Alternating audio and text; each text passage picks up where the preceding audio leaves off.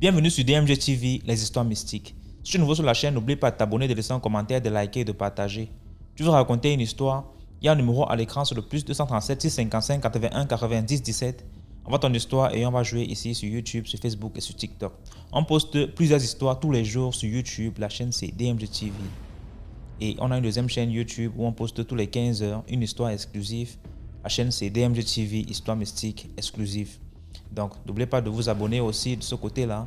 Après la diffusion de 12 heures en direct, il y a aussi une autre diffusion à 14 heures sur la deuxième chaîne. DMG TV, histoire mystique exclusive. Donc, allez faire un tour là-bas aussi. Voilà. Les directs sont sur TikTok le mercredi et les vendredis à 20h00 heure du Cameroun. Donc, ceux qui veulent monter en direct, nous raconter leur histoire, c'est sur TikTok. Et ceux qui veulent envoyer leur histoire, ceux qui n'ont pas le courage, trop de courage ou bien n'ont pas un compte TikTok, envoyez vos histoires sur WhatsApp au numéro plus 237 655 81 90 17 et on va jouer ici sur Facebook et sur YouTube et sur TikTok. Voilà, donc écoutons la première histoire. S'il vous plaît, avant d'écouter la première histoire, laissez un like, commentez, partagez, c'est très important. Première histoire.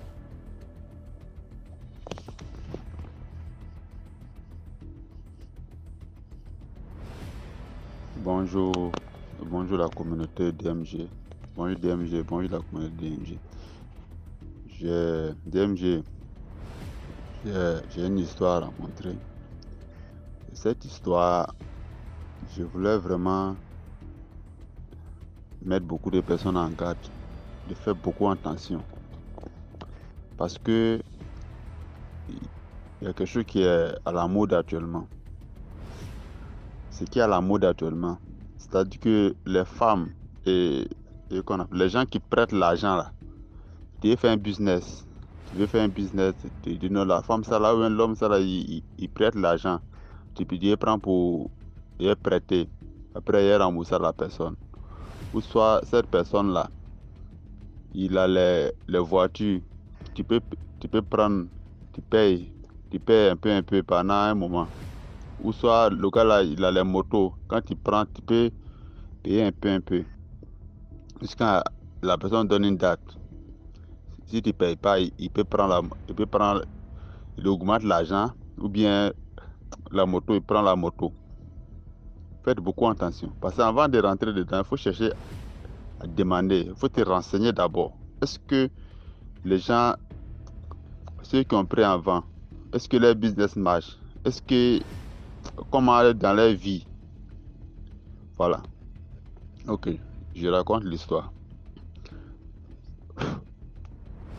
Il y a un monsieur qui allait voir une dame. La dame, elle avait les motos. Les motos, les bikes là. Maintenant, si quelqu'un a besoin, c'est 6 mois. Quand tu t'en vas prendre, en 6 mois, tu rembourses. Maintenant, avant les 6 mois passent, si tu ne rembourses pas, la moto, elle prend la moto. Tu payes l'argent, mais elle prend la moto. Voilà. L'argent que tu as donné, elle a déjà pris ça. Et la moto aussi avec elle. Voilà. Maintenant, c'était chaque fois ce qu'elle faisait. Elle avait donné la moto là. Et beaucoup d'hommes avaient pris la moto là. Maintenant, ils n'arrivent jamais à payer avant les 6 mois. Jamais. Maintenant, il y a un jour maintenant, il y a un monsieur qu'elle connaît bien. Le monsieur, il travaillait, mais il voulait prendre ces trucs-là pour augmenter son business. C'est-à-dire que le week-end, les trucs, le jour, avant d'aller au travail, il peut tourner un peu, puis il s'en va, il peut donner la moto à quelqu'un, la personne va travailler. C'est comme ça il faisait. Maintenant, quand le monsieur a pris la moto, il est venu voir la dame. Il est venu voir la dame. que Madame Cash, on appelle la dame, pour lui donner un nom comme ça. Madame Cash. C'est-à-dire, tellement la femme a les moyens. Voilà. Elle est venue voir la dame que lui veut la moto là. Maintenant, quand il a pris la moto, au bout de 5 mois, le monsieur est venu à l'argent là. La femme est fâchée. Elle dit non, vu qu'elle a dit 6 mois, elle est voyage, elle ne prend pas l'argent. Elle a refusé l'argent. Le monsieur est parti, il est revenu encore. Il n'a qu'à prendre. Elle a refusé. Le monsieur qu'on a jeté de l'argent là au salon, puis il est parti. Depuis le monsieur est parti, les business de la femme là, tout est tombé en faillite. Tout est tombé en faillite. C'est-à-dire la maison qu'elle était dedans, elle a tout perdu. Elle a tout perdu. Elle marche à pied. C'est-à-dire c'était la souffrance totale. Même pour acheter un sachet d'eau, c'est un problème. Pendant qu'on a 3 ans. C'est-à-dire, quand les gens la voient, ils sont étonnés. On dit c'est Madame Cash qui est là. Maintenant, un jour, elle a croisé un pasteur. Elle marchait et puis elle a croisé le pasteur. Le pasteur l'a arrêté. Le pasteur dit qu'on appelait le mal que tu as fait dans le passé là. Ta souffrance là, c'est le mal que tu as fait dans le passé là. Qu'il y a un jeune que tu as donné, ta moto là. Il est venu à l'argent et puis il a pris la moto. Qu'est-ce que c'est qu'on a fait ce problème là ta souffrance là. Si tant que tu vas pas voir le jeune, tu prends pas la moto là. Tu as pardonné le jeune d'abord. Tu pardonnes le jeune avant de. S'il t'a pardonné, la moto là, vous prenez la moto, vous venez ici. Elle n'a pas écouté le monsieur, elle n'a pas écouté le pasteur là. Elle a insulté le pasteur. Elle est partie. Mais quand elle est arrivée à la maison, elle a réfléchi. Elle s'est dit, est-ce que ce que le pasteur a dit là, c'est pas la vérité? Parce que quand elle réfléchit le passé, comment c'était, les trucs, et puis comment, depuis le monsieur est venu prendre, il est venu à l'argent là, à part de ce jour-là, que ces problèmes ont commencé. C'est là qu'elle a cherché à chercher le monsieur maintenant. Vraiment, pour chercher le monsieur, c'était pas facile. Elle a cherché à voir les jeunes là. Les jeunes, tu sais, eux là, c'est tout ce que tu cherches une personne là. La photo, il suffit qu'ils voient la photo de la personne. Voilà. C'est là qu'ils ont cherché le monsieur. Quand ils sont allés trouver le monsieur, t'as dit que c'est pas tout, le monsieur est malade. C'est le monsieur est malade. Il s'en sort pas. Le monsieur, c'est la souffrance. T'as dit, la femme de monsieur est partie. La femme de monsieur l'a abandonné avec les enfants. Donc, elle est partie. Le monsieur n'a rien. Même pour acheter un sachet d'eau, c'est un problème. Mais dit quand il a pris la moto, chaque fois, s'il ne connaît pas quelqu'un va venir le coigner. Un jour, la moto même est garée, il y a une folle qui est venue. Il y a une folle qui est venue rentrer dans la cour, prendre fer, commencer à casser les miroirs, les phares. C'est-à-dire, chaque jour, c'est le problème. Chaque jour, c'est le problème. Et non, l'être humain, c'est pas facile. C'est-à-dire que c'est-à-dire que la chance des gens, c'est ce que d'autres en profitent. Parce que elle, son truc, c'est quoi?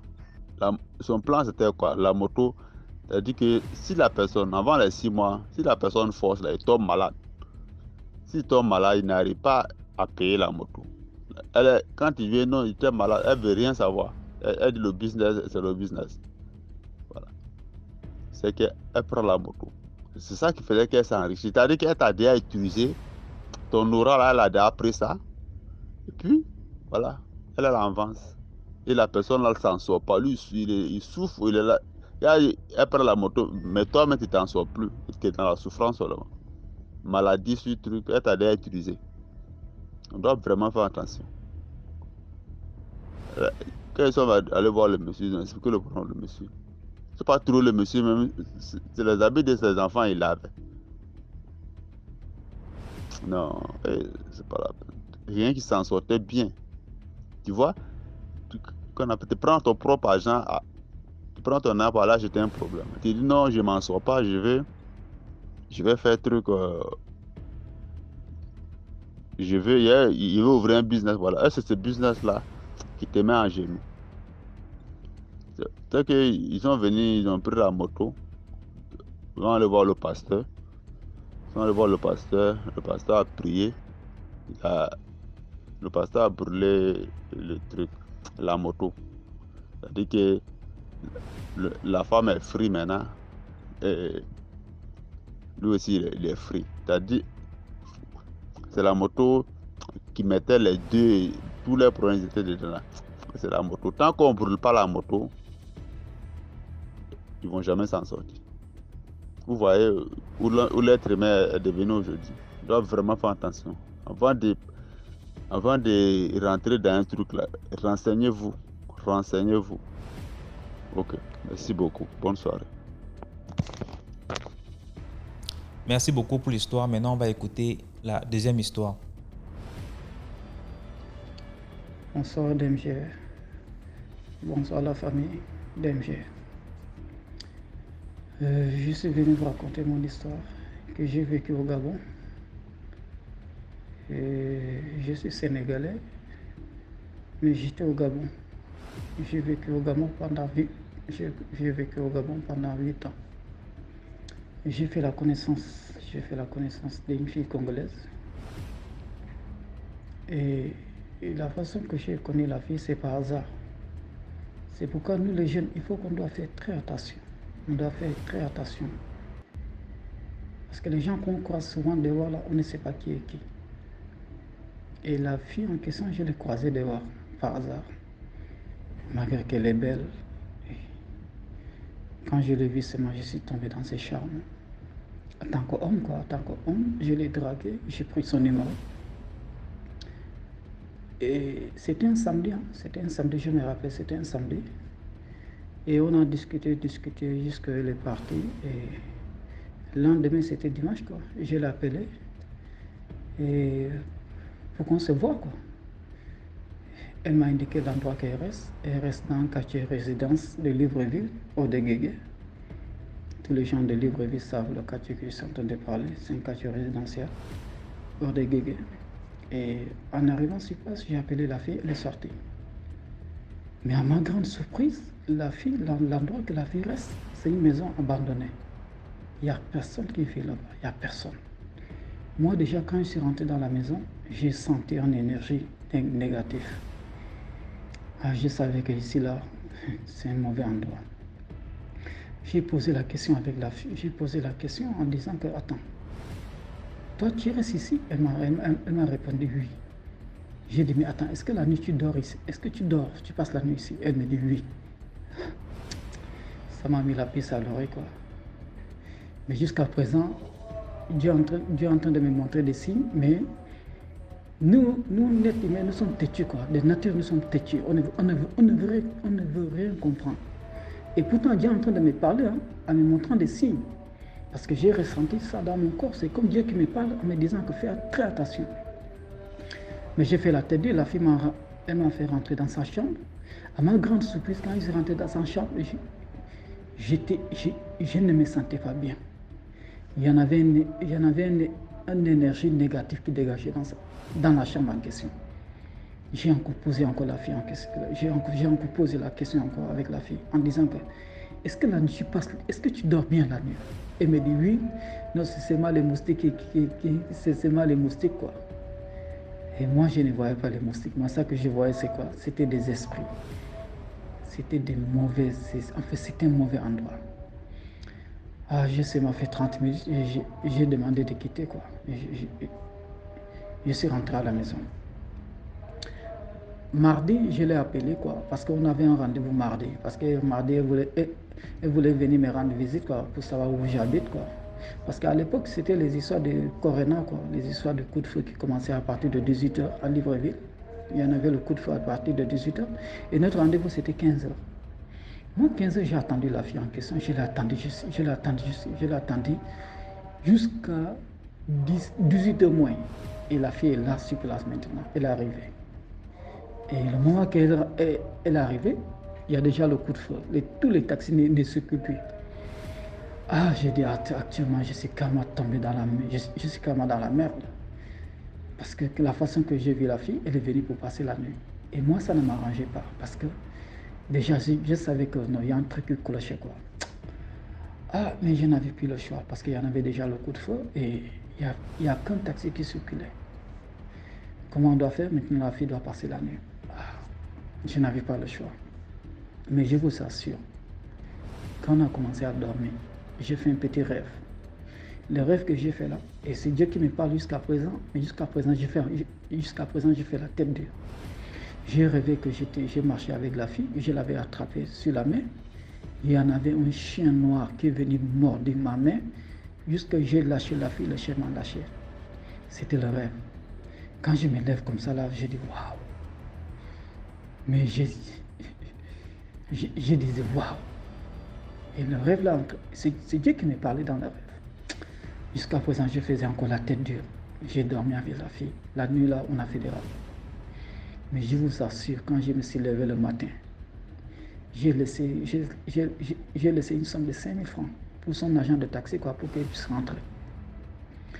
En ma grande surprise, dans mon lieu de travail, à partir de 16h, mon téléphone sonne. Quand je décroche, c'est une charge-femme qui m'appelle. Elle me dit, c'est elle? J'ai dit oui. Et elle me dit qu'il faut que tu viennes en urgence à l'hôpital. J'ai dit, il y a quoi? Elle me dit que non. Il faut que tu viennes tout de suite. Quand je viens, c'est la fille en question qui est là. J'ai dit, ouais, mais ça c'est quoi? Elle me dit que non. Actuellement, ça ne va pas. Il faut qu'on doit le faire un transfert dans une clinique de Libreville. Je ne veux pas citer le nom. En arrivant dans cette clinique, on a gardé la fille pendant 3 jours. La facture est sortie 180 000. Un truc que je n'avais pas même programmé, quoi. Un truc que je n'avais pas programmé. Et pourtant, elle s'est venue dormir seulement une fois. Une seule nuit. Mais la seule nuit là, j'ai perdu 180 000. J'ai dit, waouh, ça c'est quelle histoire encore? On l'a gardé 3 jours. Maintenant, pour rassembler l'argent, ce n'était pas évident. Parce qu'on avait kidnappé la fille à l'hôpital en disant que non, si elle ne paye pas, elle ne sort pas. Je me suis battu jusqu'à j'ai payé, on a libéré la fille. Mais comme la fille vivait seule et avec son état de santé, j'ai dit non, c'est mieux que je la garde. Mais, non, mais c'est grave quoi. J'ai dit non, il faut que je la garde parce que là-bas, elle se sent seule et son état de santé, c'est pas encore ça. Quand j'ai gardé la fille là, c'est là-bas que ça a démarré. Mais j'étais attaqué mystiquement. La nuit là, on ne dort pas. C'est des gens qui rentrent dans nos chambres. On voit les esprits qui rentrent dans nos chambres en train de moi personnellement, en train de me bastonner. Mais j'ai vécu des moments durs. J'ai vécu des moments que jusqu'à l'heure que je vous parle là, je prie un coup. Jusqu'à l'heure que je vous parle là, je prie un coup. C'est-à-dire, je sortais avec une fille qui sortait en vampire. Et moi, je ne savais pas. Tout ce que je savais, tout ce que je voyais, c'était sa beauté. Et la fille en question, elle sortait en vampire. Et moi, je ne savais pas. La nuit, comme ça, à partir de 18h, c'est elle qui me dit qu'il faut que je vienne la serrer, quoi. Il faut que je vienne la serrer dans ses bras parce qu'elle a froid. Et moi, quand je la serre, mais son corps est en train de me brûler. Je ressens la façon que son corps chauffe. Mais elle me dit qu'elle a froid. Mais j'ai dit, mais ça, c'est quelle histoire encore? Ça, c'est quelle histoire? C'est comme ça, moi avec la fille. Je peux dire que pendant 3 mois, j'ai perdu tout. J'ai perdu mon travail, j'ai perdu tout. Même pour manger, même ce n'était pas évident. Maintenant, pour faire sortir la fille à la maison, mais c'était un combat spirituel. La fille ne voulait pas bouger. C'est-à-dire, moi, j'ai la chance. Moi, à l'heure là, j'étais déjà mort depuis. Comme moi, j'ai un esprit fort. Hein. J'ai un esprit fort. Mais sinon, j'étais déjà parti depuis. Hein. Je me suis battu jusqu'à la fille est partie. Mais quand elle est partie là, c'est comme carrément j'ai encore déclenché encore une guerre mystiquement. Maintenant, c'était les hiboux qui venaient maintenant. C'était les hiboux qui étaient venus maintenant installer dans les fenêtres de ma chambre. À partir de 1h du matin, ils sont là. Quand je prends le bâton pour les chasser là, et ils m'attaquent, les hiboux, ils m'attaquent. Non, DMG, le monde là que tu vois là, non, il faut qu'on doit faire très attention. Aujourd'hui, Dieu merci, j'ai pris un coup, mais je suis là, je suis en train de parler, je suis en train de raconter mon histoire. Mais sinon, à l'heure là, j'étais déjà parti depuis. J'étais déjà parti depuis. Ça qui m'a sauvé, c'est quoi? C'était la prière. Moi, j'ai pris beaucoup. Hein. J'ai pris beaucoup. Si ce n'était pas ça, j'étais déjà parti depuis. On m'avait attaqué mystiquement. Ses ancêtres et tous. Et je dis, et tous, ils m'ont attaqué mystiquement. Mais je suis là debout et je remercie Dieu. Malgré que j'ai pris un coup, j'ai quand même pris un coup parce que j'ai perdu tout. C'est pourquoi le conseil que je donne en tant que jeune, il faut qu'on doit faire attention des voix. Des voix que vous voyez là, il faut qu'on doit faire attention. Parce qu'il y a des esprits qui marchent avec nous. Et nous, on ne se rend pas compte. Il y a des esprits, il y a des gens qui sont déjà partis depuis, qui sont là avec nous. On partage tout. On fait des enfants avec eux. On partage tout, mais c'est des esprits. C'est des gens qui sont déjà partis depuis. Je suis là pour partager mon histoire avec la famille. Pour donner des conseils en tant que jeune. Il faut qu'on doit faire très, très attention. Il faut qu'on doit faire très attention. Et tout ce que je demande, il faut qu'on doit se mettre dans la prière. C'est seulement ça qui peut nous sauver. Parce que moi, si ce n'était pas la prière, j'étais déjà parti depuis. J'étais déjà parti depuis. Il y a un pasteur même qui m'a dit que toi, tu es fort. Toi, tu as un esprit fort. Mais sinon, tu étais déjà parti depuis. Dieu merci, je suis là. Je suis debout. Malgré que ce n'est pas encore facile. Mais jusqu'à présent, je me bats. Et la sincère, je vous remercie vous tous. Et DMG, tout ce que je peux te dire, ton émission là, c'est une émission que tu es en train de sauver des gens. Tu es en train de sauver des gens. C'est Dieu seul qui va te payer. Ça que tu fais là, c'est seulement Dieu seul qui va te payer, quoi. Sache que nous sommes tout cœur avec toute la famille DMG. Merci et bonsoir. Merci beaucoup pour l'histoire. Maintenant, on va écouter la troisième histoire. Salut la famille DMG, j'espère que vous allez bien, que vous vous portez bien. S'il vous plaît, partagez, likez, voilà, donnez de la force. Ça permet, en partageant et en likant, ça permet de rendre la chaîne plus visible et ça peut aider d'autres personnes à écouter et tout. Et au travers de multiples témoignages et tout ça, ça aide à se rendre compte qu'il y a certaines situations qu'on voyait banales, on peut voir banales mais qui ne sont pas banales. Par exemple, le fait de donner de l'argent aux mendiants et tout, c'est en écoutant des histoires qu'on sait que notre vie peut être bloquée juste en donnant quelque chose à un mendiant qu'on voulait aider. Donc partager, ça aide beaucoup. Voilà, donc aujourd'hui, moi je vais raconter une histoire sur l'école. Bon, je peux dire l'école, les tuteurs et tout. En tout cas, c'est par rapport à ça. Donc je commence par le début. Moi, de base, je suis quelqu'un qui, sans vouloir me vanter, je suis quelqu'un qui s'en est toujours sorti à l'école. Voilà, j'étais tout le temps parmi les 5 premiers, bon, parmi les 4 premiers. Tout le temps, quelle que soit la classe, quel que soit le niveau de la classe, quel que soit le niveau des premiers, moi je suis tout le temps derrière parce que je me disais que être après les 5 premiers, ça allait me créer des problèmes avec mon vieux. J'avais très peur de mon vieux, donc je me débrouillais tout le temps pour être parmi les 5 premiers. Je ne voulais pas aussi être le premier parce que quand tu es le premier ou le deuxième, tu as la pression, tu as tout le temps la pression et moi je n'aimais pas ça. Tu as la pression des professeurs, quand ta note diminue un peu, là, on te met la pression, on peut appeler même souvent tes parents et tout. Et moi je n'aime pas ce genre de pression. Donc c'est ce que je suis depuis petit.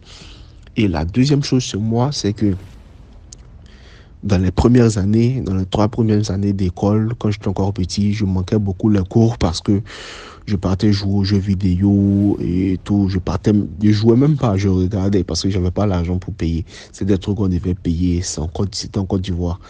Des trucs qu'on devait payer pour jouer et j'avais pas d'argent pour payer. Mais le simple fait de regarder me procurait du plaisir, voilà. Donc je manquais les cours, mais après ça, je n'ai plus manqué de cours. J'ai eu à reprendre une classe de seconde parce que cette année-là, j'étais un peu très turbulent. Mais malgré ça, malgré le fait que j'ai repris cette classe-là, je n'avais jamais manqué un jour de cours. Jamais, pas une seule fois dans mon bulletin, c'est écrit 0 heure d'absence. J'étais tout le temps à l'école. Donc bon, j'en viens maintenant à l'histoire principale. J'arrive en classe de terminale et tout. Et en classe de terminale, il y a un pote sur le bâtiment où j'étais. Et lui, il était en terminale C. Moi, j'étais en terminale D. Et il avait un cousin aussi avec qui il vivait qui était en terminale D. Mais on n'était pas dans la même classe de terminale D. Et moi, j'avais commencé à apprendre depuis la classe de seconde, je pense. J'avais commencé à apprendre les trucs d'arrangement de musique, création instrumentale. J'étais plus dans le truc du rap. Donc, je faisais ça. Moi, j'aime beaucoup la musique et j'aime beaucoup le rap aussi. Bon, il y a d'autres trucs que j'aime dans la musique, mais en ce moment, c'est ce dans quoi j'étais beaucoup à fond. Donc, je faisais ça et lui, je partageais avec des personnes pour avoir des retours et tout. Donc, dans ça, il a su que je faisais un jour dans une causerie, il m'a dit, ah, lui, il a entendu parler que je faisais tel ou tel truc, que ça lui plaît et tout, que lui, il a un studio à la maison, que si je voulais, je pouvais venir, que ça allait être bien si on pouvait travailler ensemble et tout. Là, lui, il a le studio, moi, comme il sait faire un peu les arrangements, les instrumentales, si des gens viennent chanter chez lui, on peut se faire de l'argent ensemble et tout. Donc, moi, j'ai dit, ok, il n'y a pas de problème. Donc, allons, je vais voir ton studio. Et c'est là qu'on part ensemble voir le studio. Parce que j'étais aussi un peu intrigué. Je me dis, quel parent va accepter de faire ce genre de truc pour son enfant, alors que son enfant encore est dans une classe de terminale. C'est un truc de distraction, ça distrait facilement. Donc, on part, on arrive, je visite, je dis, ah ouais, le studio, c'est bien quand même. Tout. En tout cas, c'est des trucs que j'avais pas à la maison parce que moi, je faisais ça sur l'ordinateur et sur un simple PC portable. Et c'est pas à faire. Voilà, c'est pas à faire parce que tu peux faire, mais ça va pas bien sonner et tout. Et lui, tout, il avait tout le minimum. Donc là, bon, moi, je suis déjà impressionné et je fais un calcul rapide. Je me dis, bon, de toute façon, moi, après le bac, je quitte la ville. Donc, même si je suis distrait, je ne serai pas distrait pour longtemps. Et aussi, on était déjà au 3e trimestre. Donc, je me fais un calcul rapide. Je lui dis, ah, tu peux proposer à tes parents que je parte rester chez toi. Et voilà. On peut dire à ta mère que c'est juste pour étudier. Comme toi, tu es en terminale C, moi, je suis en terminale D. Et il y a ton cousin qui est en terminale D aussi. On peut dire qu'on va s'entraider en mathématiques et en physique-chimie. Donc, on parle de ça à la mère. La mère dit, ok, elle me rencontre, elle cause avec moi, elle essaie de voir un peu mon état d'esprit et tout.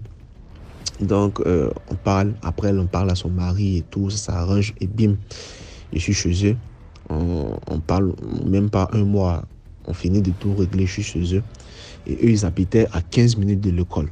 Donc, c'est encore plus un avantage et tout. Alors que moi, je vivais dans un coin où j'étais obligé de prendre un taxi chaque matin pour partir à l'école. Donc, mes parents aussi ont trouvé ça bien. C'est pourquoi ils n'ont pas posé d'opposition. Sinon, normalement, ils devaient dire non.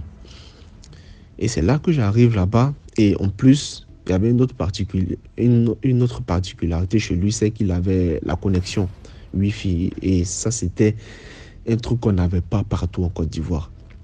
Donc, déjà que moi, j'aime beaucoup regarder les animés, les films, les séries et tout.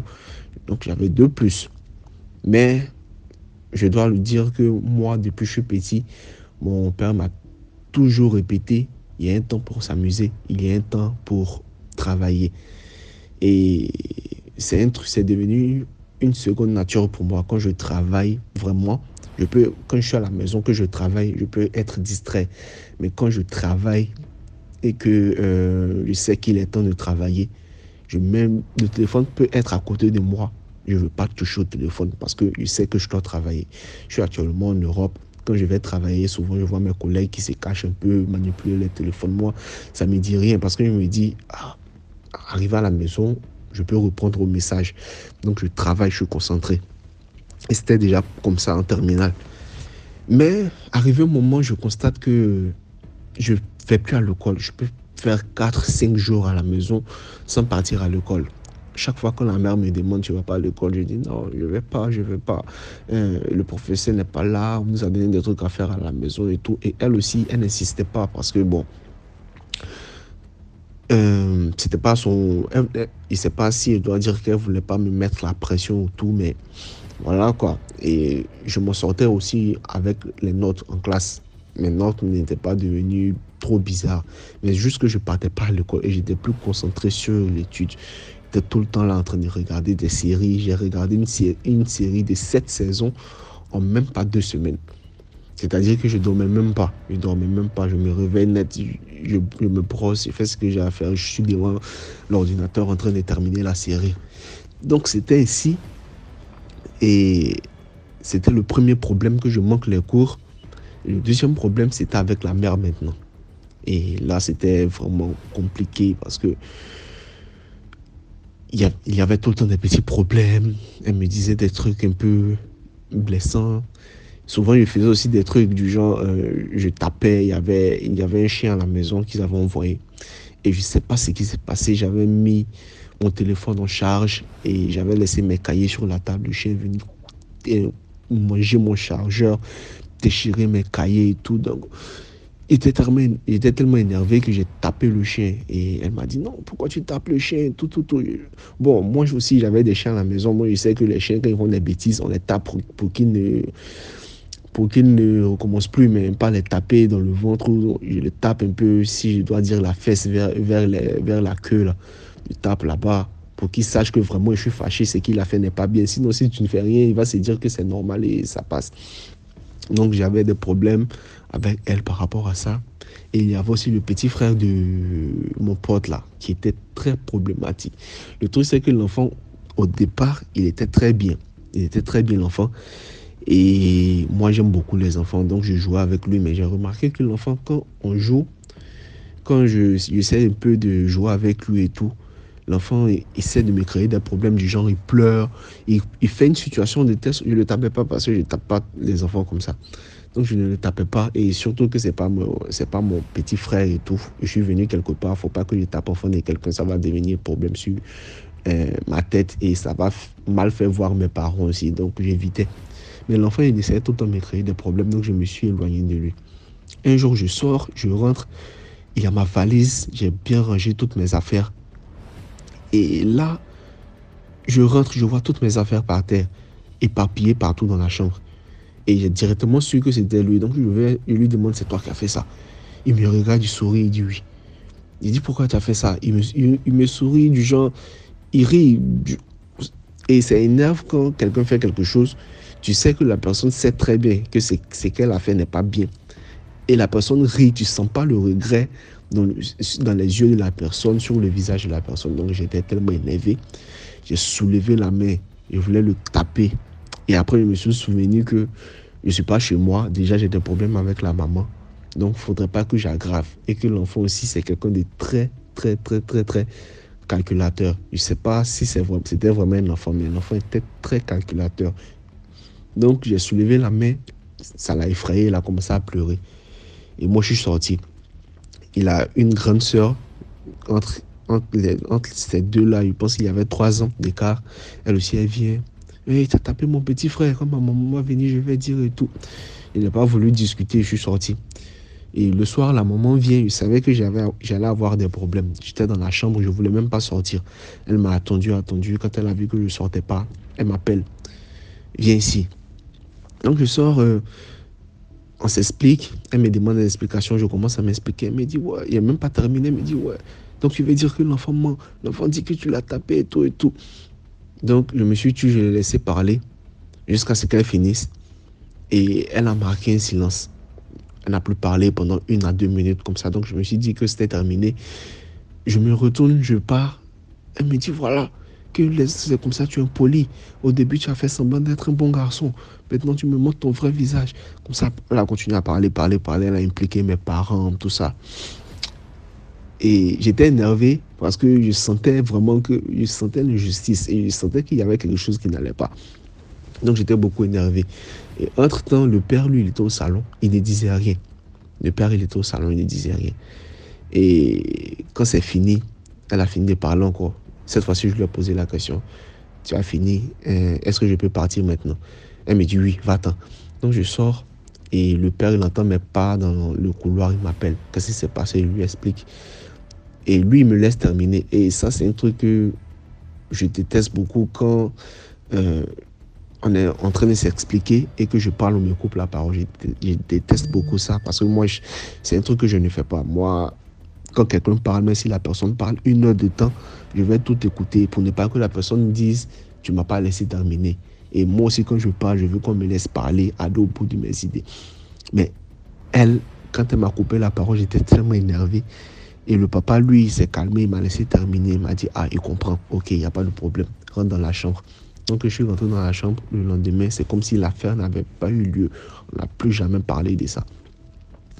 Après encore, il y a eu d'autres petits trucs qui se sont passés, tellement des trucs énervants. Et le dernier, c'est que on priait avant la compo. Et il y a un pasteur, un soi-disant pasteur, un soi-disant homme de Dieu. Parce que je ne vais pas dire homme de Dieu, ça n'était pas un. Il est venu et on était en pleine prière et tout. Et il nous met, nous qui devons passer l'examen, il nous fait arrêter, tout. Et il pose la question que toi tu es en quelle classe, tu dois passer quel examen. On a répondu. Et il y avait aussi la petite soeur qui était là, donc il a prié pour la petite soeur rapidement parce qu'elle devait faire le BPC.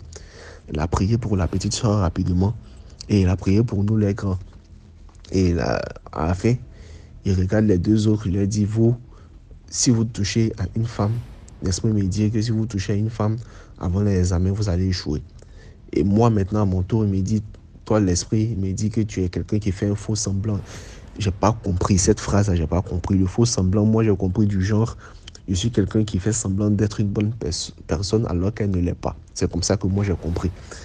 Et après, il me dit, toi, l'esprit me dit que si tu couches avec une femme, tu ne vas pas réussir l'examen. Donc, moi, j'étais gêné parce qu'il y avait le tuteur qui était là et tout.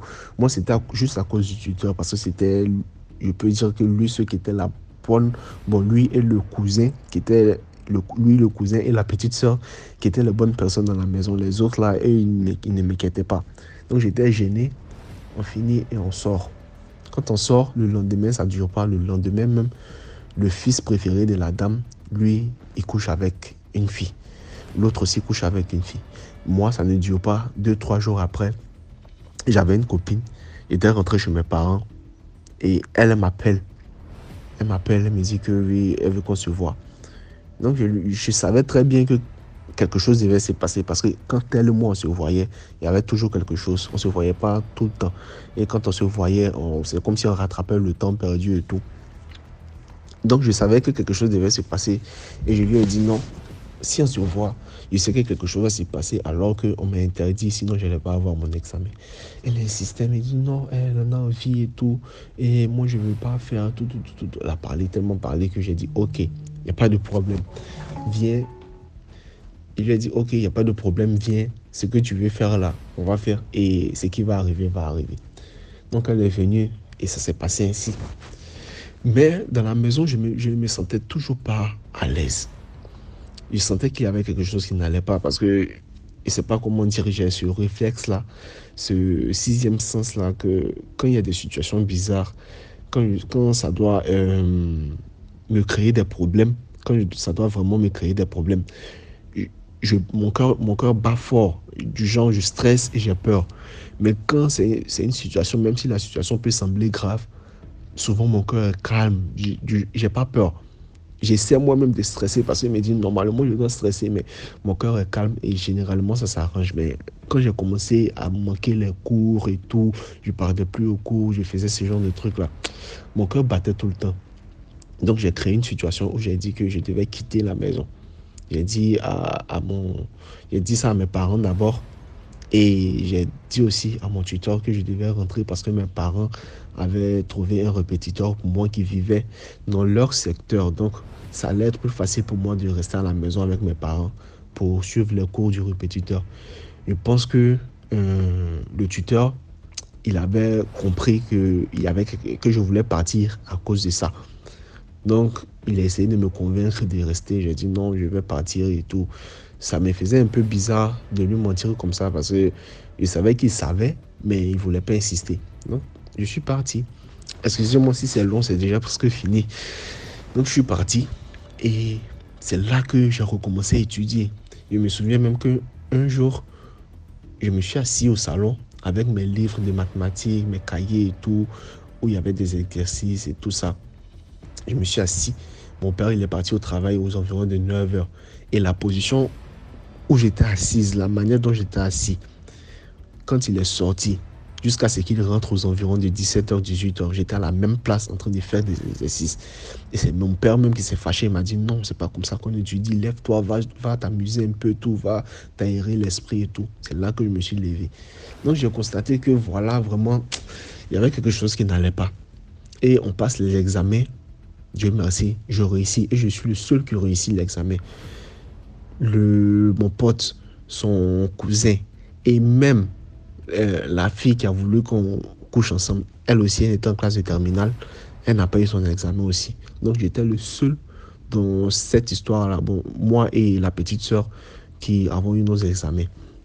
Donc je suis allé essayer de montrer ma reconnaissance. Je leur annonce la nouvelle que voilà, le tuteur, je l'appelais papa. La maman aussi, je l'appelais maman. Mais avec tout ce qui s'est passé, là, c'était dur. Donc, je suis arrivé et dit, ah papa, voilà, j'ai eu mon examen, tout.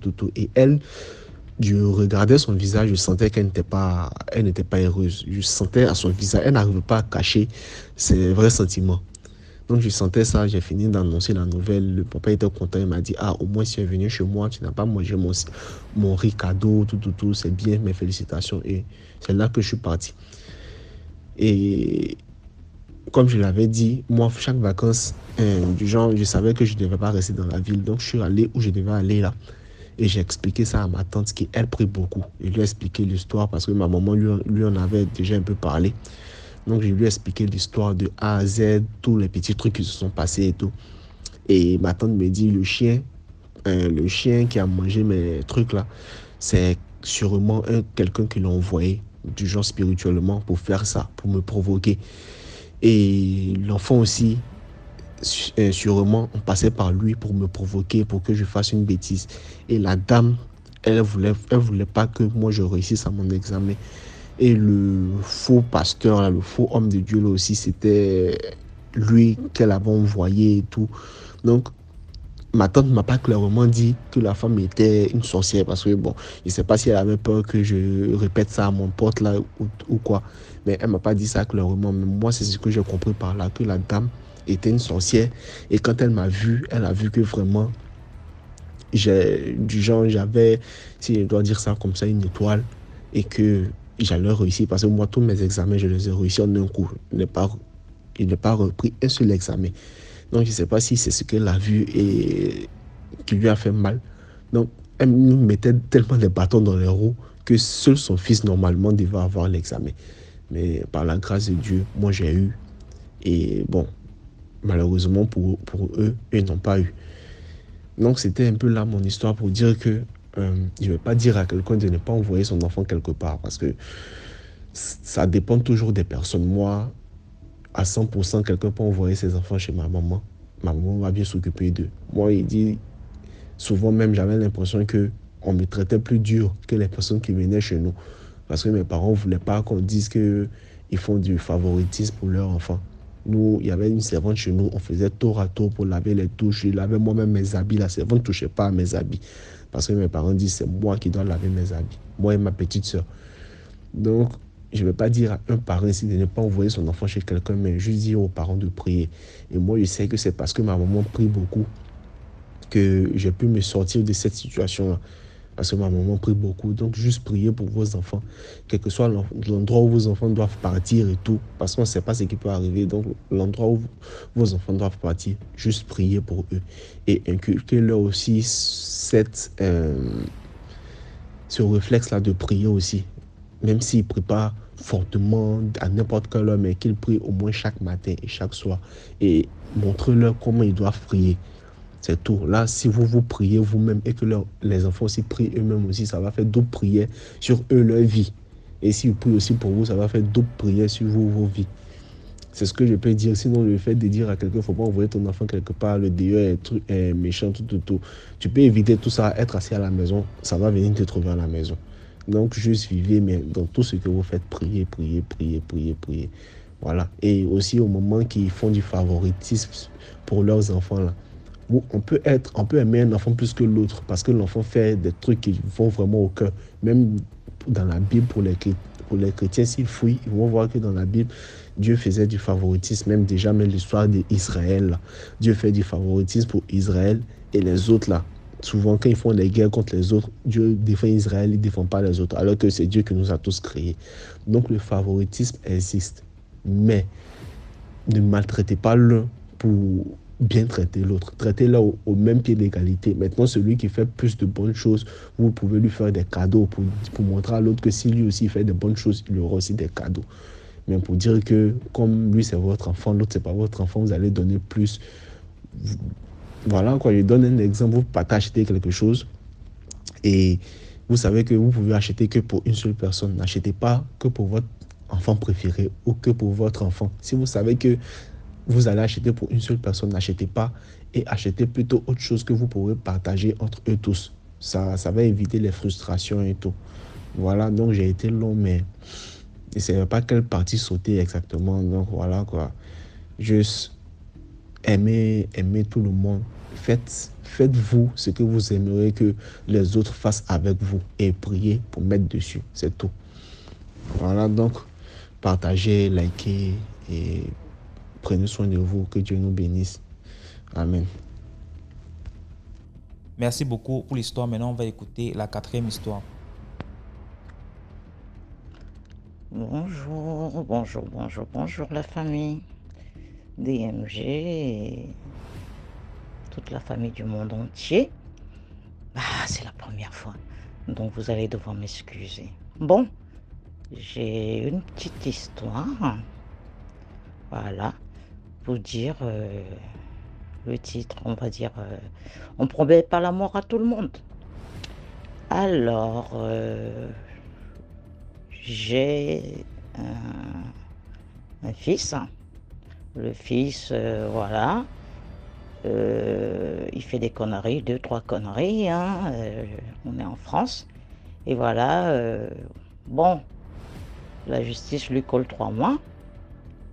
Et normalement, avec les nouvelles lois, tu te prends au moins 1 mois, après on peut te mettre le bracelet. Donc, le mec, quand il va à l'université des Tétus, là, il tombe nez à nez avec un mec qui fait la gonflette et puis qui sème un peu la terreur dans le monde des blacks, là.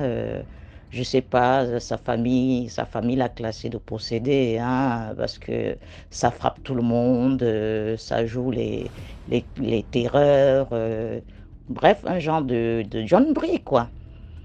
Alors, il le tamponne parce que, voilà, mon fils, bien éduqué, il se retrouvait avec 2-3 amies filles et le mec les avait agressées. Il y avait une ex à lui dedans, dans la bande.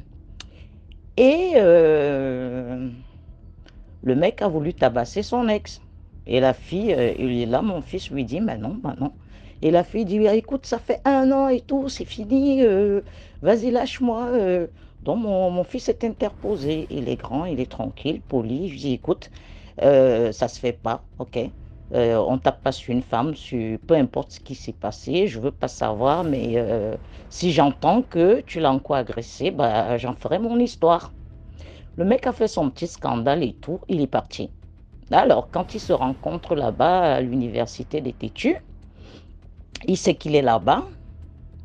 Le mec, il a commencé en plus de ça, il est tellement dangereux qu'il ne peut même pas partager une cellule avec qui que ce soit. Donc, il est dans sa cellule tout seul parce qu'il pète les plombs. Il pète les plombs tout seul, tout seul. Alors, un soir, pendant des jours, je crois que 2 jours après, il devait se retrouver dans la douche. Il envoie, il parle, mais tout le bâtiment est au courant. Bah écoute, comme le sobriquet du petit, c'est le Parisien, voilà. Écoute, toi le Parisien et tout, dès que je te croise et tout, vas-y, fais ton testament et tout. Moi, j'ai déjà préparé un truc, moi je te plante direct au cœur. Donc dans 2 jours, t'es mort, t'es mort, t'es mort. Et les gars, ils aiment que ça, que les gens se battent et tout, parce qu'ils s'ennuient là-bas et tout. T'es mort, t'es mort, t'es mort, je vais te planter et tout machin, j'ai déjà préparé mon arme. Vous savez que là-bas, ils peuvent même te prendre une brosse à dents. Ils font, il peut faire fondre une brosse à dents, du coup ça fait un pic à glace, hein, je sais pas, moi, ils fabriquent des armes comme ça. Donc pendant la bagarre, quelqu'un te sort un truc, le temps que ça crie, que les surveillants arrivent, bah, il est trop tard. Le mec, il le dit et tous les autres chauffent. Toute la communauté, ouais, ouais, ouais, Parisien, vas-y. Et mon fils, il est là, il dit rien. Tout le monde lui dit, vas-y, réponds-moi, montre que t'es un mec et tout. Il dit à ses camarades, j'ai pas besoin de ça. Ouais, mais il va te tuer dans 2 jours, on se retrouve en cellule, toi aussi, fais ton malin, parce qu'il fait son malin et tout. Mon fils dit, ça sert à rien. C'est lui qui est plein de haine, il est possédé, c'est son problème. J'entre pas dans ce genre de jeu. Finalement, il trouve un téléphone, il m'appelle. Il me dit, écoute maman, tu te souviens de. Je dis oui. Alors, il me promet la mort dans 2 jours. Il dit, bon, il me raconte l'histoire. Je dis, ah, il te promet la mort. Est-ce que c'est lui qui t'a donné la vie? Tu as fait quoi? J'ai pas répondu. J'ai dit, c'est bien chérie. Bon, ben, à dans 2 jours alors. Je reste là. Je dis, Seigneur, mon unique, mon fils. J'ai appelé tous mes ancêtres, des 2 racines, côté paternel et maternel. Seigneur Dieu de l'univers, visible et invisible. Que tout ce qui souhaite du mal à mon fils, que ce même mal lui retourne. Que tout ce qui souhaite sa mort, que sa mort lui retourne. Donc, j'ai passé 2 jours dans mes prières, 2 jours sans sortir, mais vraiment la totale quoi. À fond la caisse comme une mère peut le faire. Donc, 2 jours plus tard, le fameux jour, les gars sont chauds, la douche aujourd'hui c'est chaud, c'est chaud. Bizarrement, on n'ouvre pas les portes. Alors, 30 minutes, 1 heure de temps, les gars commencent à taper sur les barreaux. Ouais, on doit sortir, vous n'avez pas le droit, vous n'avez pas le droit. On doit sortir, tout est fermé. Vous savez quoi, la famille? On a retrouvé le mec tout seul dans sa cellule. Il s'est pendu. Mais tout seul, hein? Il s'est pendu tout seul dans la cellule. Et vous savez dans quelle position? Il était à genoux, tête baissée, comme s'il faisait les prières. Vous voyez les mecs à la Mecque, là? Voilà, c'est comme ça qu'on l'a retrouvé. C'était incompréhensif parce que il a dû bien se baisser pour tirer, parce qu'en temps normal, il pouvait pas, la technique qu'il a prise ne pouvait pas permettre à ce que... Ça veut dire qu'il a bien forcé pour... voilà. Et il était en position de prière. Voilà. Comme quoi, on ne sait pas comment quelqu'un tout seul, et pourtant le lendemain, il devait y avoir du chaud, quoi. Il était censé tuer mon fils, machin, on le retrouve tout seul, pendu. Voilà. Donc, on ne promet pas la mort à tout le monde, faites très attention, très attention. Même dans la rigolade, même dans la pensée, voilà. Dieu dit, on pêche en pensée, en parole, en action et en omission. Voilà. Donc voilà, le petit, il n'a rien dit. Et le mec qui lui promettait la mort, ben, il est mort tout seul. Merci. J'espère que j'ai pas été très très longue et que voilà, je me suis pas trop embrouillée. Merci à vous. Au revoir. Merci beaucoup pour l'histoire. Maintenant, on va écouter la 5e histoire.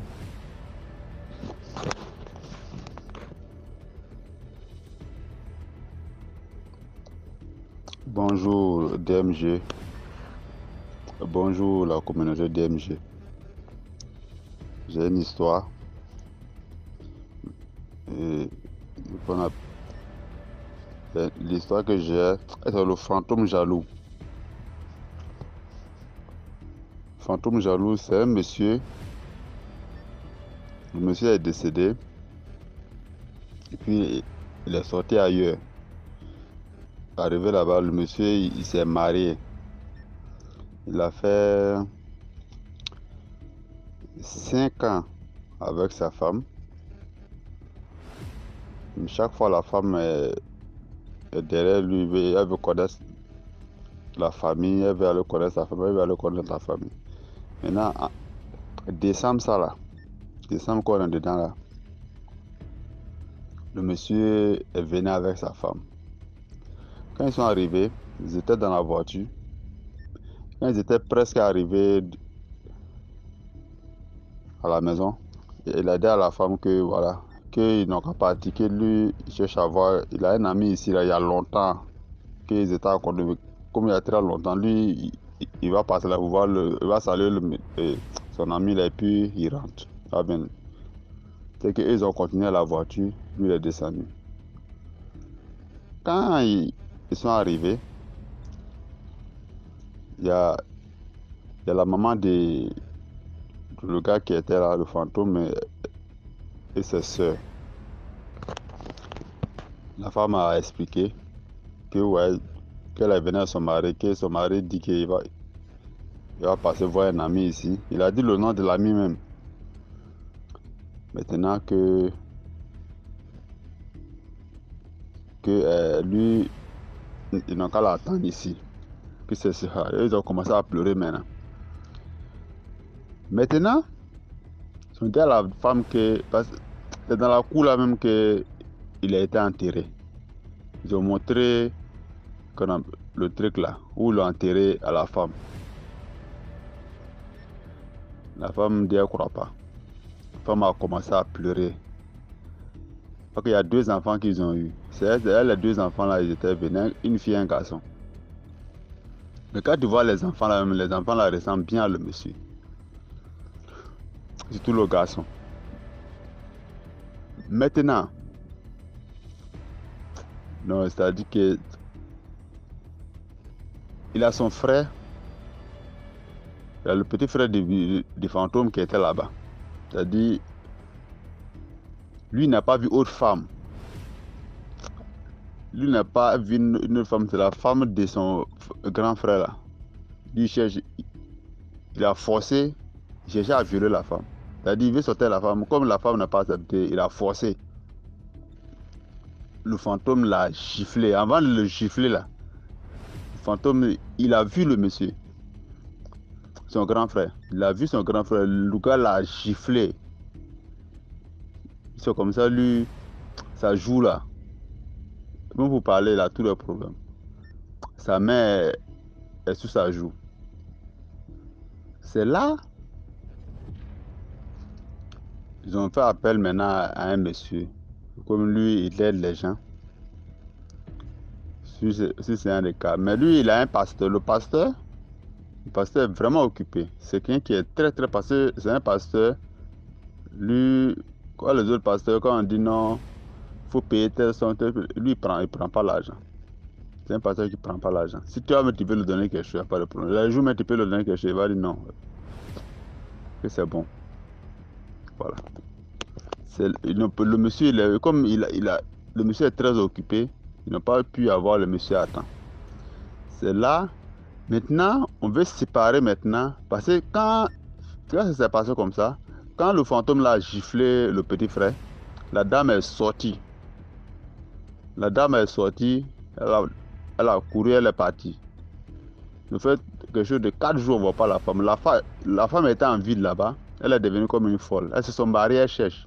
Tout ce qu'elle va voir, va en voiture, elle va arrêter la voiture. Elle dit chez son mari. Et si son mari n'est pas dans la voiture, elle est devenue comme une folle. Ceux qui sont allés, ils ont cherché la femme pendant 4 jours. Ils ont vu la femme quelque part. Ils sont partis prendre la femme. Ils sont revenus à la femme. Quand ils sont revenus à la maison, le dadam a commencé à se retrouver. Maintenant, il y avait toujours le lien entre la femme et le fantôme et puis les enfants. Maintenant, comme ils n'ont pas pu avoir l'autre pasteur, il y a un autre pasteur, lui, il dit non, lui, il peut faire. Et lui, il a déjà fait un truc comme ça. Quand le monsieur, le pasteur est venu, c'est les liens là, lui, il veut couper. Il a pris un œuf, il avait l'huile d'onction, et puis il a pris un œuf, il a cassé sur la tête des petits garçons. Quand il était là en train de casser, on dirait qu'il a vu le fantôme. Le fantôme a atterri là, il y a un qu'on appelle citronnier là-bas. Il a pris machette, il voulait couper branche de citronnier, il ne sait pas pourquoi il voulait faire ça. Et le monsieur a commencé à le frapper, à le chicoter. Tout le monde voit que le monsieur, il a souffert. Et ils ont fui. Puis il a commencé à rire. C'est la folie qui a commencé comme ça, le pasteur là. Parce que le truc là, le fantôme, il aime sa femme et ses enfants. Il veut partir à eux. Maintenant, lui, il est parti.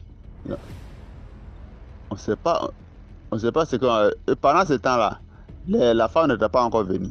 La femme était encore en ville, qu'elle cherchait son mari là. Maintenant, quand ils sont venus maintenant prendre la femme, ils sont venus prendre la femme, le pasteur là, le pasteur Strong là, lui maintenant, il venait. Quand le pasteur là était là venu, dans la voiture avec le jeune,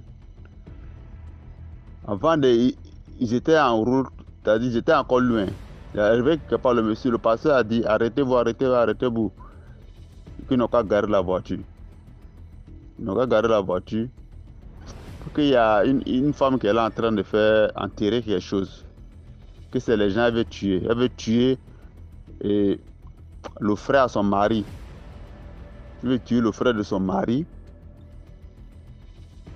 Parce que décembre là, ils viennent en décembre là. Elle veut tuer le frère de son mari. Que le frère, sa femme et ses 2 enfants. Quand il est allé là-bas, la dame, elle venait d'enterrer. C'est dans la cour là. C'est une grande cour. Il y a des trucs. Il y a la forêt quoi. Puis c'est une grande cour, mais il y a tout dedans. Voilà. Il y a une petite brousse dedans. C'est là-bas, elle est partie enterrer les trucs là. Ça, le monsieur, la vieille venait. Le monsieur dit viens. C'est quoi tu as là enterré? Elle dit quoi? Elle n'a rien enterré. Ils l'ont tiré, aller vers où elle a tiré le truc là. Maintenant, quand ils sont arrivés là, l'être humain est méchant. Non, c'est pas vrai. Le pasteur a commencé à prier. Elle niait toujours. Quand le pasteur a commencé à prier, Dieu a montré où le truc était enterré. Maintenant, le pasteur a pris une pelle. Quand elle a vu que le pasteur était là, tiré où elle a enterré là, elle commence à faire parler maintenant avec le pasteur. Le pasteur a dit à le jeune là, lui qui roulait la voiture, qu'il n'a qu'à attraper la femme. Maintenant, le temps de l'attraper maintenant, lui, il a commencé à déterrer la chose que vous ne pouvez pas savoir c'est quoi elle avait enterré. C'est-à-dire que elle avait fait le monsieur les petits bois là, en forme de l'être humain là. C'est comme ça le monsieur et sa femme étaient faits. Maintenant, les 2 enfants là, elle a tué qu'on appelait les poussins. 2 poussins, c'est 2 poussins là qui représentaient qu'on appelait les 2 enfants là. plus une porte, c'est-à-dire que les marmites en banco là, voilà. C'est dans tout ça, elle a mis dans les trucs là ensemble là-bas pour aller enterrer. C'est-à-dire que le monsieur venait, le frère de son mari venait à sa famille dans décembre là, ils allaient faire un accident en route, tous les quatre ils allaient mourir. Maintenant quand le pasteur a déterré, la folie de la femme a commencé. Le monsieur a fait qu'on a back to sender, c'est-à-dire que retour à l'envoyeur. Voilà. Il n'a même pas prié pour elle. La femme est tombée là-bas. Comme ils ont filmé tout, voilà, et puis ils sont partis. C'est là, ils étaient là partis maintenant chez le fantôme là, où le fantôme elle a fait les dégâts. Quand le fantôme a su que lui qui passait, qui vient là, lui les strong, le fantôme a disparu les enfants là. C'est-à-dire la famille est dedans, la maman et sa grand-mère, la grand-mère des enfants, et ils sont dedans. Et les deux enfants là, on ne sait pas où sont passés. Maintenant quand le pasteur est arrivé maintenant, on demande quand on voit les enfants là, ils rentrent dans la maison, fouillent partout. On ne voit pas personne. Le pasteur les a dit non, que quand le fantôme là a vu que lui venait là, c'est là il est venu prendre les enfants, il est parti à eux. Parce que le fantôme ne veut pas se séparer à eux. Sa femme et les deux enfants, il ne veut pas se séparer. La femme de monsieur a commencé à faire par là, ok, il n'a qu'à venir ses enfants. Le pasteur n'a qu'à envoyer ses enfants. Et là, le pasteur a dit non, qu'à envoyer un bidon de l'eau, un bidon d'eau. Puis il a fait le tour de la femme, de la cour là, et de la maison. Il a mis du feu autour de la maison, avec l'eau là. Il dit comme ça, le fantôme là va plus. Qui vient là, où il a mis le feu là. Il ne va pas chercher à franchir, il ne peut pas. Il va rester en dehors. Voilà. Mais il va partir, il va prier. Quand il va partir, il va prier que les enfants là vont venir, ils vont revenir. Et un jour comme ça, il a appelé le gars, le pasteur a appelé le gars, qu'ils n'ont pas parti. Que les enfants là sont venus. Non, il y a des pasteurs, honnêtement. Il y a des gens, Dieu les a vraiment coins. Non, ces pasteurs-là, ouais. C'est-à-dire que quand ils sont arrivés, ils sont venus trouver, les enfants là venaient d'arriver. Ils ont entendu les chants, les prières que les gens étaient là fait. Tellement ils sont contents, ils ont entendu les chants.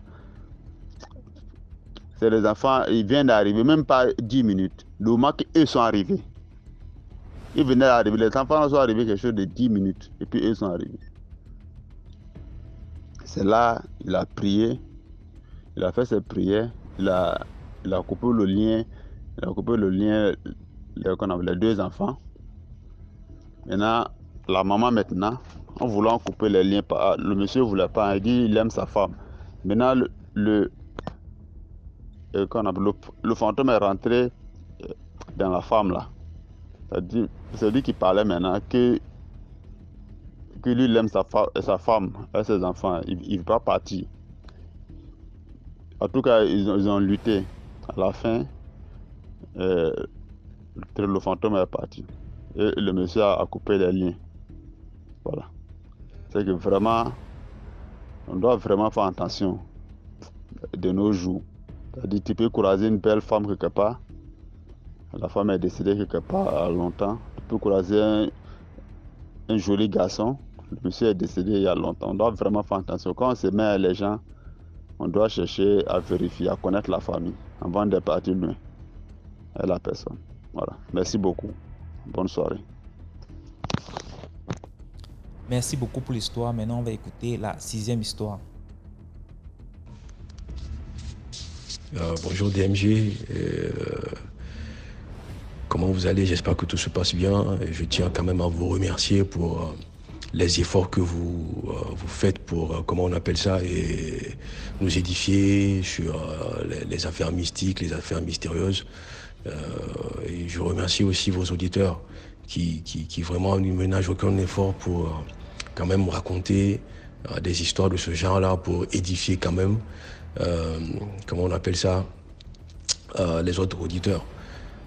Moi, je m'en vais vous raconter une petite histoire qu'a vécu un de mes oncles. Donc, mon oncle, on va l'appeler Roland, et son ami, quand même, on va l'appeler Vincent. Et il s'avère que son ami Vincent, il était revenant, en fait. Et vous savez, dans les années des indépendances, dans les années 60, des indépendances, les jeunes Africains avaient bénéficié de bourses d'études pour aller étudier en Occident, notamment en France, en Belgique et dans les autres pays qui ont eu à coloniser les pays africains. Et donc, mon oncle faisait partie de ces étudiants-là. Donc, une fois en Belgique, à Bruxelles, il s'est lié d'amitié avec son ami Vincent, qui s'avère être un revenant. Et Vincent, quand même, et mon oncle viennent du même terroir. Ils viennent du Bénin, eux tous. Et c'est normal que lorsque vous voyagez, que vous partez dans un pays qui n'est pas le vôtre, que vous vivez en communauté. Et mon oncle vivait en communauté avec les autres étudiants qui étaient venus du Bénin. Et il avait comme chambrier quelqu'un qu'on appelait Vincent. Et ce Vincent, mon oncle nous disait que lorsqu'on parle d'histoire mystique, de revenants, il devient bizarre. Il devient calme, bizarre et assez pas normal en fait. Et mon oncle, il a fait cette remarque. Et vint le moment des vacances. Et voilà, à la fin de chaque vacances, à la fin de chaque année, quand même universitaire, les étudiants rentrent chez eux pour voir la famille. Et c'est normal. Nous, chez nous, en Afrique, quand même, une fois que vous rentrez, vous faites des petits cadeaux aux membres de la famille, tout ça. Et mon oncle m'a dit chose bizarre aussi, lorsque chacun parle de sa famille. Roland, lui, ne parle jamais de sa famille. Il ne parle jamais de sa famille. Vincent, lui, ne parle jamais de sa famille. Il est là, calme. On lui demande, mais toi, tu n'as pas de famille ou quoi? Bon, il rit et puis voilà, quoi. Et ça passe, quoi, en fait. C'est tous des béninois. Donc, mon oncle, quand il est rentré, Vincent dit que non, lui, il ne va pas rentrer, que ça va, qu'il va rester en Belgique et puis à Bruxelles, faire quelques travaux et puis voilà, avoir un peu de sous pour attendre l'année prochaine, quoi. Et mon oncle lui a dit, bon, mais si tu ne rentres pas quand même, donne-moi l'adresse de ta maison familiale et paye quelques cadeaux que je vais amener aux parents et voilà, à tes frères, quoi, tu vois, un peu, quelque chose comme ça. Et mon oncle a dit qu'il a tellement harcelé qu'il a cédé, donc il est parti, il a payé ses affaires et ses petits trucs et il a amené à mon oncle, il lui a donné l'adresse, tout ça, et puis voilà, quoi. Et mon oncle, une fois qu'il est parti au Bénin quand même, il a fait quelque temps, il a cherché le domicile familial de son voisin de chambre, Vincent. Donc, quand il est parti, il a toqué à la porte, voilà, c'était des accueils, tout ça là. Il dit que voilà, il étudie au niveau de Bruxelles avec Vincent et que voilà, Vincent c'est un bon ami, c'est comme un frère quand même. Et il n'a pas eu le temps de venir parce que voilà, il a des sessions à faire et des travaux à faire pour avoir quelques sous, pour mieux prendre soin de sa famille et pour mieux financer ses études. Mais quand même, n'empêche, il a donné ses quelques cadeaux pour sa famille, pour ses frères. Et il s'en est suivi quand même un silence. La famille était calme, perplexe. Bon, mon oncle a dit, bon, sur le fil, il n'a pas deviné grand-chose. Et après, la maman de Vincent a commencé à pleurer, et puis toutes ses soeurs ont commencé à pleurer. Et là, mon oncle s'est posé des questions. C'est bizarre quand même. C'est bizarre. Et le père de Vincent a dit à mon oncle de le suivre. Et il est allé derrière, il a montré la tombe de Vincent. Il lui a dit, bon voilà, que Vincent, ça fait longtemps qu'il n'est plus de ce monde, quoi. Ça fait presque 10 ans qu'il n'est plus de ce monde et il est mort d'une manière bizarre et que, comment on appelle ça, et que jusque-là, la famille n'arrive pas à faire son deuil. Jusque-là, il y a un doute qui plane sur son décès. C'est assez bizarre. Et automatiquement, mon oncle, vraiment, il a eu une sueur froide, il a dit. Il a eu vraiment une sueur froide. Il était bizarre, terrifié, tout ça là. Et quand il est revenu, comment on appelle ça, et à Bruxelles, Vincent a disparu. Personne ne l'a plus revu, quoi. Personne ne l'a plus revu, voilà. Là, la morale de l'histoire, c'est pour dire aux gens que, voilà, c'est comme on le dit, hein, comme l'adage africain le dit, les morts ne sont pas morts, ils sont parmi nous. Donc souvent, il y a des revenants qui viennent aussi, voilà, et parmi nous, donc, de faire très attention, voilà, à cette dimension des choses là aussi, voilà. Et mon histoire, elle est assez courte, voilà, c'est juste pour raconter, pour apporter ma pierre à l'édifice de ton émission. En tout cas, que Dieu te garde, que Dieu veille sur ton émission et sur tous les auditeurs aussi. Merci beaucoup, DMG. Merci pour l'histoire. Voilà, c'était tout pour aujourd'hui. J'espère que vous avez aimé. Laissez vos commentaires. Si par exemple vous avez un commentaire à donner à l'histoire numéro 2, par exemple, vous pouvez écrire H1, voilà ce que je pense, et ainsi de suite. Sachez que tous ceux qui envoient les histoires ici viennent après lire les commentaires. Donc c'est important de dire ce que vous pensez. Si vous avez un message en particulier pour un intervenant. Voilà, donc on se prend demain à 12h00 sur YouTube, sur la chaîne DMG TV. Ciao.